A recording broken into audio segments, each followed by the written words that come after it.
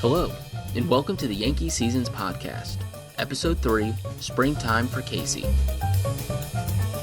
Last episode, we met the cast of characters that will be taking the field for the Yankees this summer, and then just barely gathered everyone together before exhibition games started.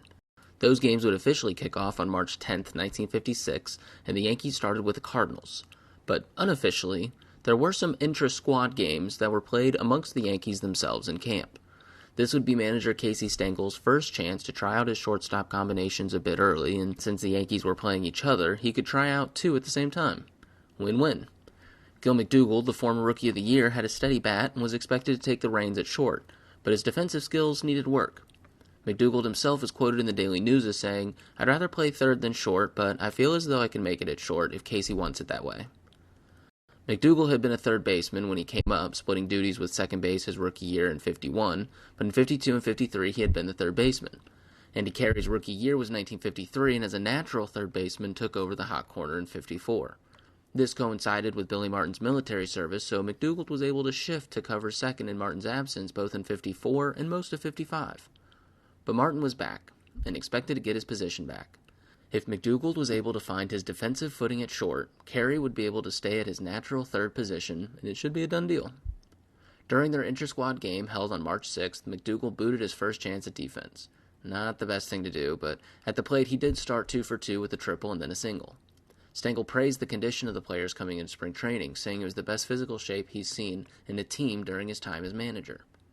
The twice reigning American League MVP Yogi Berra was looking to make it a third straight title, but conceded that Ted Williams at the Red Sox, Mickey Mantle, and Al Kaline of the Tigers could all be serious contenders to challenge him for that title. Indeed, Mantle himself, after recuperating from his leg issues that plagued him at the end of last year, would be ready to show what he'd be capable of if he could just play healthy.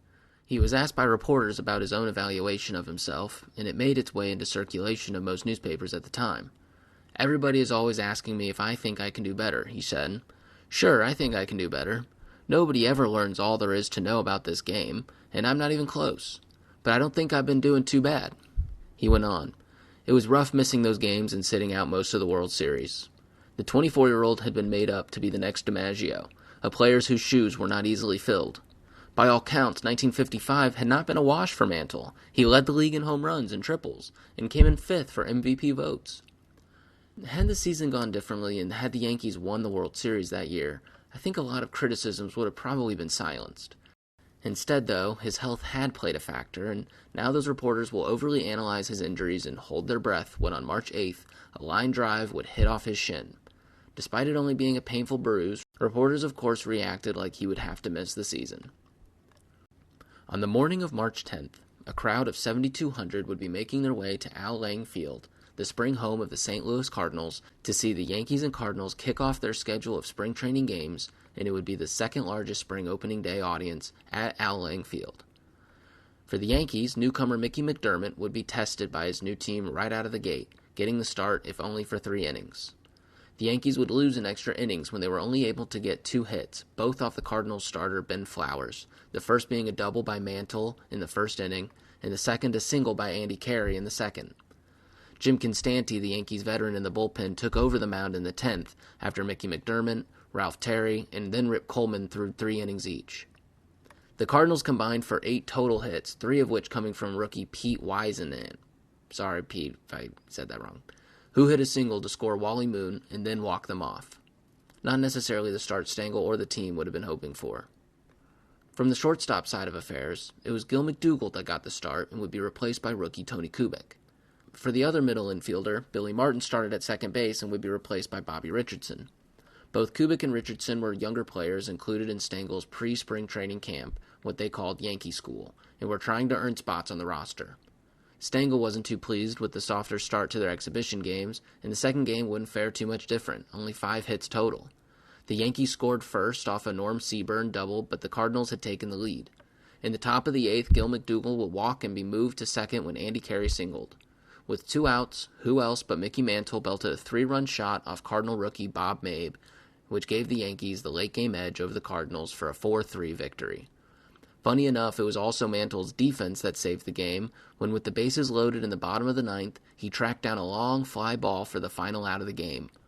The Cardinals, despite getting a loss, still put up 11 hits total off the combined pitching of starter Bob Turley, Johnny Cucks, who picked up the win, and Tom Sturdivant. Tweaks would need to be made. Hopefully, with the late-game theatrics, they could roll that energy into the next one and spark some offense for the spring. Interestingly, in a March 7th Sporting News article, Dan Daniel reports that Casey Stengel announced he would be stepping down as manager after the 1957 season. Stengel says, "I'm building ahead for 2 years when I won't be here anymore." He had 2 years left on his contract and was attempting to set up the Yankees for success after he left, with youngsters Bobby Richardson, Tony Kubek, Jerry Lumpy, etc. He also took the chance to take shots at the press for doubting him as a manager when he took over, saying, "There are so many exciting compensations, like winning the pennant last season, like taking the title in 1949 after all of you experts had announced that I didn't even have a chance." Stengel saw himself leaving in 2 years, and wanted his final years in charge of the ball club to be 2 more victory laps around an already extremely decorated tenure at the helm. Stengel was determined to turn the page from 1955 and start 56 stronger and stricter than ever. New rules were posted around the Serena Hotel, alerting the players that they would receive a wake-up call at 7:30 in the morning to report for breakfast by 8:15, and then breakfast in the room had been forbidden, and it was required you show up to the team breakfast. The rules also went into detail forcing the players to tip minimums to the Serena Hotel staff, something he said was not necessarily for the veteran players, but it was a rule for the younger players to instill, as Stengel explained, there is no reason why they should not assist the help in the hotel to make a living by tipping the way they should tip. The aura around the Yankees had been shaped by Joe McCarthy while he was manager, who in establishing his own rules for his players created the look and the attitude of your typical Yankee player. There is a sense that Stengel was returning to this ideology, perhaps in responsible to the team's slip in recent results, but also in response to the team's age. Stengel was known to enforce the team's strict midnight curfew by sitting in the lobby of the Serena Hotel to catch offenders in the act. I can see him sitting in a chair in a darkly lit corner with a lamp sitting on a side table next to him, waiting to flip the light on to surprise the culprit caught in their crime. Squaring off against the Yankees in their third exhibition game was the Chicago White Sox. Whitey Ford would take the mound and throw 4 scoreless innings. Meanwhile, for the White Sox, their starter Bill Peters would throw just 3 innings, where in the second he would give up a walk, a pair of singles to Bob Cerv and Lou Schizas, and finally a double to Woody Held that scored 2 runs. Later in the third, Mickey Mantle would wallop his second home run in 2 days. Bob Keegan would replace Pierce for the White Sox, and in the fifth give up a double to Bill Skowron for the Yankees' 4th and final run, which was enough to beat the White Sox 4-2. Lou Schizas, a 24-year-old outfielder who had played 112 games for the Yankees' AAA team in Denver in 1955, batting .348 in that time and hitting 21 home runs with 99 RBI, was one of the members of the Yankees camp that was getting some early opportunities in the spring. In the Yankees' 4-3 exhibition win against the Cardinals on the 11th, Schizas had played right field, but shifted to left for the game against the White Sox. Tony Kubek, another one of the youngsters trying to fight for a spot at short, would go hitless against the White Sox. Kubek was 20 in the spring of 1956, and had played a majority of his time in 1955 at the Yankees' B-level team in Quincy. In 110 games at Quincy, Kubek would bat .334 with 157 hits. He attracted a lot of attention from Stengel early on at the Yankee school, along with outfielder Norm Seaburn. Stengel would call Seaburn his prized outfielder prospect, and in the Yankees' 4th exhibition game of spring training, the March 13th face-off with the Boston Red Sox, Seaburn would play the entire game at left field. In a 3-2 win against the Red Sox, Seaburn would double in the 4th inning and be scored on a single by Andy Carey. It was another running catch in center field that ended the game, this time by rookie Bob Martin, after the Red Sox had scored one in the 8th and another in the 9th. Faith Roneberry had hit it 400 feet for the Red Sox with bases loaded before Martin tracked it down and saved the game. 25-year-old rookie Mark Freeman started for the Yankees and held Boston to only 2 hits through 4 innings before Bob Grimm took over in the 5th. Grimm would pitch 3 innings in that time and only give up 1 hit. Jim Coates went to the mound for the Yankees in the 8th inning, and the Red Sox were able to score off him and Tom Morgan in the 9th, who with Bob Martin's rundown left the bases loaded and got out of the jam. Both the Yankee hitting and pitching started off to a hot and cold start, but that's to be expected in their first games of spring training, especially with the players being shuffled around by Stengel. By first appearances, the younger kids were flashing leather. Mickey Mantle jumped out early, hitting a couple of homers, and for the most part, the pitching had looked good.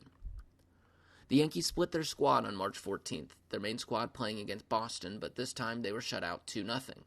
Red Sox rookie pitcher Frank Baumann would pitch in the middle 3 innings and only give up 2 hits, both to Norm Seaburn. Baumann had injury scares just a few weeks earlier and looked dominant in his performance. Jerry Coleman was able to knock a hit off Red Sox starter Bob Porterfield, and Red Sox closer Jerry Casale gave up an infield hit off pinch-hitting Elston Howard.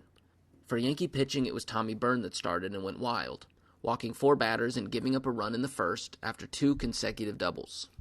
Tom Morgan would give up the other run in the fourth on 3 singles.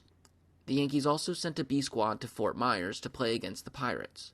Don Larson started the game, and in the 9th inning, down 5-4, the Yankees worked a walk against Red Munger to tie the game, and then scored 3 runs in the top of the 10th to win it.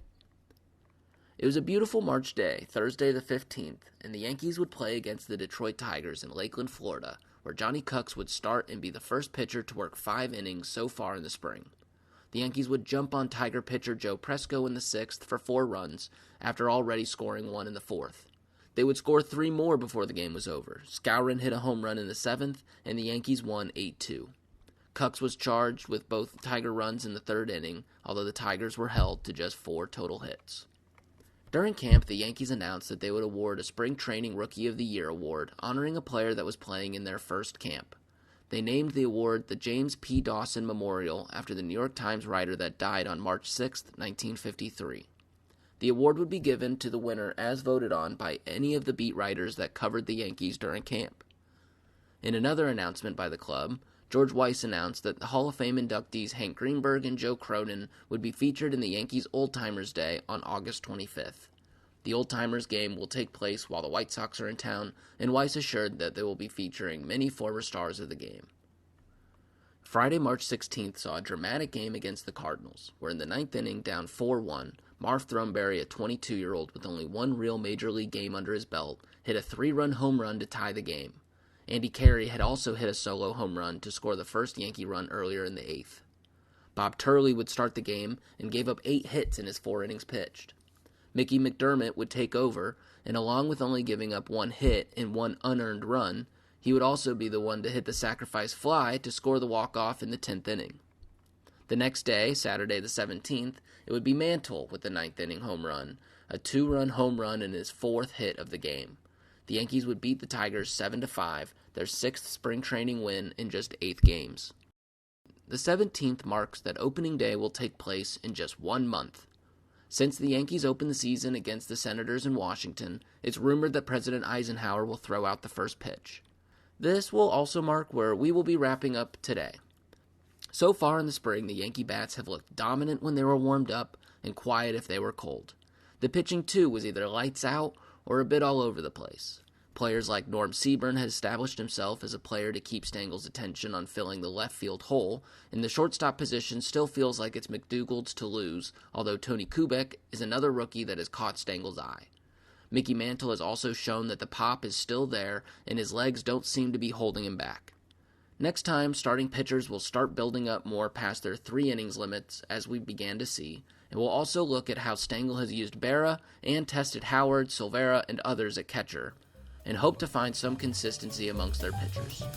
Until then, thanks for listening, and see you next time.